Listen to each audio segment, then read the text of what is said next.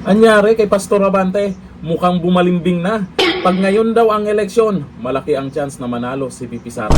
O ayon dito sa balita ngayon, aminado si Pastor Benny Abante, kinatawan ng 6th District ng Maynila. Teka, siya ba yung nanalo na bilang representative ng 6th District ng Maynila? Siya ba yung binoto? Ako'y nagtatanong lang bakit siya yung nandyan sa kamara? Ayon dito, may malaking tsansa umanong manalo si Vice President Sara Duterte sakaling idaos sa ngayon ang halalan sa pagkapangulo. Sa isang panayam sa Billionaire News Channel, sinabi ni Abante na sa kasalukuyang kalagayan ay nanatiling malakas ang puwersa ni VP Sara sa publiko.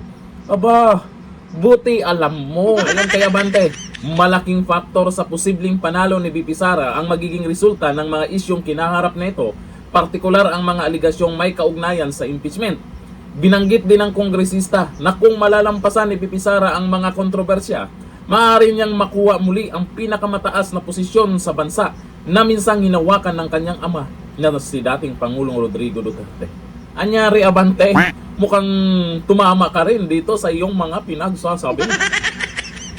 Baka dahil dito sa ginagawa mo, yung mga kasamahan mo, mga buhaya, mga kongresista pala, ay baka mag-alangan na suportahan itong pa-impeachment nyo kay VP Sara.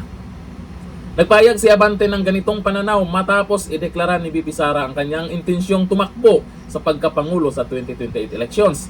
Sa kabila ng kanyang mga naunang kritisismo at panawagang tapusin na ang pamumuno ng mga Duterte, kinilara rin ni Abante na nanatiling malakas ang suporta ng publiko kay VP Sara. Matatanda ang kahapon ay binatikos din ni Davao City 1st District Representative Paulo Polong Duterte ang mga pahayag ni Abante at kwestiyon ang mandato at bigat ng impluensya nito sa usapin ng 2028 elections. Ano Abante? Sige, umabante ka lang ng umabante. Ang umatras ka ng umatras At least kahit papano, alam nyo ang totoo. Malakas naman talaga si VP Sara sa mga tao at hindi lang ngayon lang. Hanggang 2028 yan at patuloy na magtitiwala sa Duterte ang taong bayan. Kaya kayo dyan sa kamara, mag-isip-isip na.